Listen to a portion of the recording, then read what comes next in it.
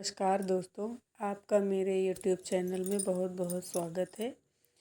मैं हनुमान जी की एक कहानी लेकर आई हूँ। अगर मेरी कहानी अच्छी लगे तो मेरे चैनल को लाइक कीजिए, सब्सक्राइब कीजिए और प्यारा सा कमेंट भी कीजिएगा। कहानी इस प्रकार है। एक साधु महाराज श्री रामायण कथा सुना रहे थे। लोग आते और आनंद विभोर होकर जाते। साधु महाराज का नियम था, रोज कथा शुरू करने से पहले कहते थे, आइए हनुमंत जी विराजिए, कहकर हनुमान जी का आवाहन करते थे। फिर 1 घंटा प्रवचन करते थे। एक वकील साहब हर रोज कथा सुनने आते। वकील साहब के भक्तिभाव पर एक दिन तर्कशीलता हावी हो गई। उन्हें लगा कि महाराज रोज कहते हैं, आइए हनुमंत जी विराजिए, तो क्या हनुमान जी सचमुच आते होंगे? आते हैं। वकील साहब ने महात्मा जी से पूछ ही डाला, महाराज जी, आप रामायण की कथा बहुत अच्छी कहते हैं, हमें बड़ा रस आता है, परंतु आप जो गद्दी प्रतिदिन हनुमान जी को देते हैं, उस पर क्या हनुमान जी सचमुच विराजते हैं? साधु महाराज ने कहा, हाँ, यह मेरा व्यक्तिगत विश्वास है कि राम कथा हो रही हो तो हनुमान जी अवश्य पधारते हैं। वकील ने कहा, महाराज, ऐसे बात नहीं बनेगी। हनुमान जी यहाँ आते हैं, इसका कोई सबूत तो दीजिए। आपको साबित करके दिखाना चाहिए कि हनुमान जी आपकी कथा सुनने आते हैं। महाराज जी ने बहुत समझाया कि भैया, आस्था को किसी सबूत की कसौटी पर नहीं कसना चाहिए। यह तो भक्त और भगवान के बीच का प्रेम रस है, व्यक्तिगत श्रद्धा का विषय है। आप कहो तो मैं प्रवचन करना बंद कर दूं या फिर आप कथा में आना छोड़ दो। लेकिन वकील नहीं माने। कहते ही रहे कि आप कई दिनों से दावा करते आ रहे हैं।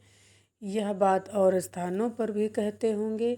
इसलिए महाराज, आपको तो साबित करना ही होगा कि हनुमान जी आपकी कथा सुनने आते हैं। इस तरह दोनों के बीच वाद विवाद होता रहा। मौखिक संघर्ष बढ़ता चला गया। हार कर साधु महाराज ने कहा, हनुमान जी हैं या नहीं हैं, इसका सबूत कल दिखाऊंगा। कल कथा शुरू हो तब प्रयोग करूंगा। जिस गद्दी पर मैं हनुमान जी को विराजित होने को कहता हूँ, आप उस गद्दी को आज अपने घर ले जाना। कल अपने साथ उस गद्दी को लेकर आना और फिर मैं कल गद्दी यहीं पर रखूँगा। कथा से पहले हनुमान जी को बुलाएंगे, फिर आप गद्दी ऊंची करके उठाना। यदि आपने गद्दी ऊंची कर दी तो समझना कि हनुमान जी नहीं विराजते हैं। वकील इस कसौटी के लिए तैयार हो गए। महाराज ने कहा, हम दोनों में से जो पराजित होगा वह क्या करेगा, इसका निर्णय भी अभी कर लेते हैं। यह तो सत्य की परीक्षा है। वकील ने कहा, मैं गद्दी अगर ऊंची न कर सका तो वकालत छोड़कर आपसे दीक्षा ले लूँगा। आप पराजित हो गए गुरुजी, तो आप क्या करेंगे? साधु ने कहा, मैं कथा वाचन छोड़कर आपके ऑफिस का चपरासी बन जाऊँगा। अगले दिन कथा पंडाल में भारी भीड़ हुई। जो लोग रोजाना कथा सुनने नहीं आते थे, वे भी भक्ति, प्रेम और विश्वास की परीक्षा देखने आए। काफ़ी भीड़ हो गई। पंडाल भर गया। श्रद्धा और विश्वास का प्रश्न जो उठ खड़ा था। साधु महाराज और वकील साहब कथा पंडाल में पधारे। गद्दी रखी गई। महात्मा जी ने सजल नेत्रों से मंगलाचरण किया और फिर बोले, आइए हनुमंत जी विराजिए। ऐसा बोलते ही साधु महाराज के नेत्र सजल हो उठे। मन ही मन साधु बोले, प्रभु, आज मेरा प्रश्न नहीं है, बल्कि रघुकुल रीत की परंपरा का सवाल है। मैं तो एक साधारण जन हूँ। मेरी भक्ति और आस्था की लाज रखना भगवान। फिर वकील साहब को निमंत्रण दिया गया। आइए, गद्दी ऊंची कीजिए।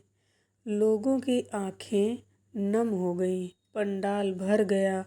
श्रद्धा और विश्वास का प्रश्न जो था, लोगों की आंखें जम गईं।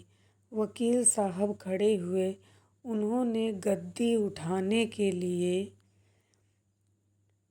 हाथ बढ़ाया, पर गद्दी को स्पर्श भी न कर सके। जो भी कारण रहा, उन्होंने 3 बार हाथ बढ़ाया, किंतु तीनों बार असफल रहे। महात्मा जी देख रहे थे। गद्दी को पकड़ना तो दूर, वकील साहब गद्दी को छू भी न सके। तीनों बार वकील साहब पसीने से तरबतर हो गए। वकील साहब साधु महाराज के चरणों में गिर पड़े और बोले, महाराज, गद्दी उठाना तो दूर, मुझे नहीं मालूम कि क्यों मेरा हाथ गद्दी तक पहुंच भी नहीं पा रहा है।